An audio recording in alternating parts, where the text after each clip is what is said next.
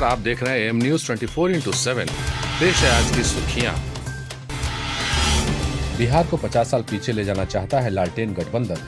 उप मुख्यमंत्री सुशील कुमार मोदी ने आरोप लगाया है कि लालू प्रसाद की पार्टी के रवैये से मुंह भंग के बाद जब सहयोगी दल उसका साथ छोड़ रहे हैं और कांग्रेस भी गठबंधन में सहज नहीं है, तब राजद को केवल लाल सलाम वाले वामपंथी दलों का सहारा रह गया है। वे लालटेन और लाल सलाम के सहारे बिहार को आगे नहीं 50 साल पीछे ले जाने पर आमादा है। उप मुख्यमंत्री ने कहा कि हिंसा के लाल रंग के साथ विकास की कल्पना भी नहीं की जा सकती।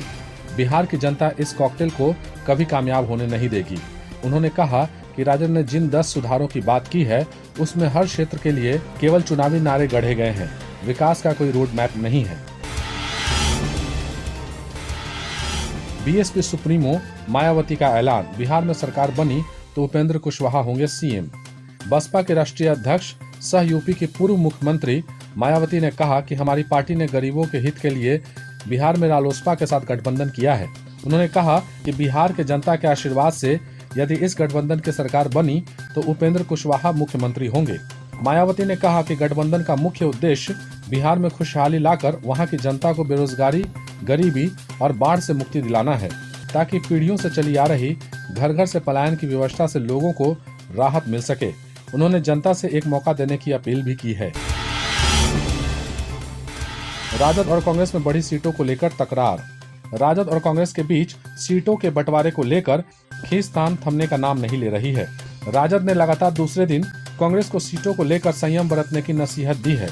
पार्टी के राज्यसभा सांसद डॉक्टर मनोज झा ने कहा कि इतने बड़े जनाधार के बावजूद राजद कई दलों को अपने साथ समायोजित कर रहा है।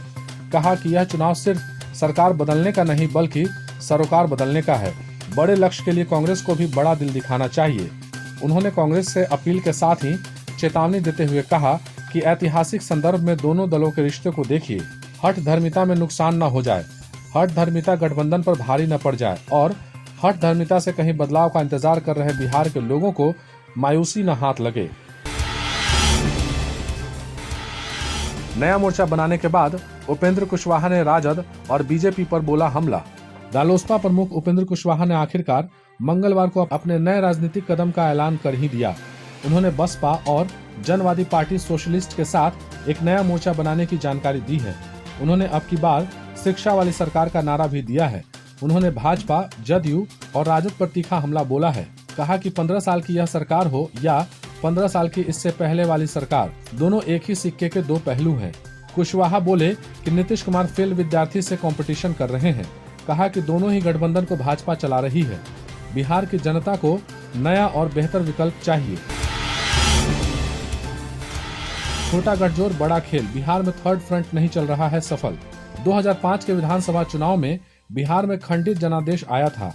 उस समय रामविलास पासवान 29 सीट जीतकर किंग मेकर की भूमिका में आए थे और वो सरकार बनाने की चाबी अपने साथ लेकर घूमने लगे थे। नतीजा यह हुआ कि न सरकार बनी और न ही रामविलास पासवान किंग मेकर बने। राष्ट्रपति शासन लगा दिया गया था। उसके बाद 2005 के अक्टूबर-नवंबर में हुए चुनाव में भाजपा और जदयू की बहुमत वाली सरकार बन गई। इस बार के विधानसभा चुनाव में भी मुख्य राजनीतिक दल को छोड़ दें तो कई ऐसे दल हैं जो एक फ्रंट बनाने की जुगत में हैं या फिर बना चुके हैं। जानकारों का मानना है कि ऐसे फ्रंट कभी सफल नहीं हो पाए हैं।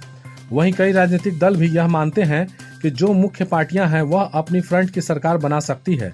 विधानसभा के चुनाव में राज्यों में छोटे छोटे क्षेत्रीय दल होते हैं।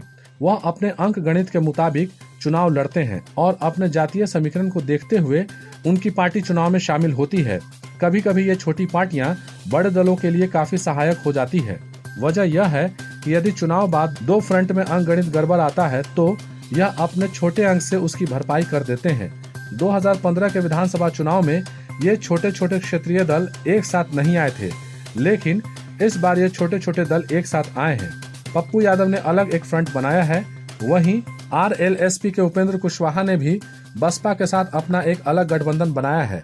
ऐसे में इस चुनाव में थर्ड फ्रंट और संभावित फोर्थ फ्रंट का गठन क्या रंग देता है, देखने लायक है।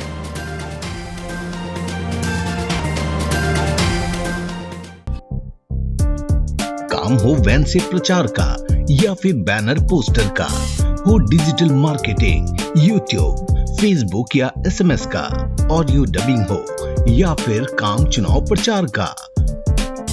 वर्चुअल मीटिंग के साथ ही है यहाँ समाधान हर एक समस्या का। और हाँ, चुनाव प्रचार के लिए स्पेशल पैकेज भी है, तो फिर जल्दी ही संपर्क करें 8651504128 या 9065986645।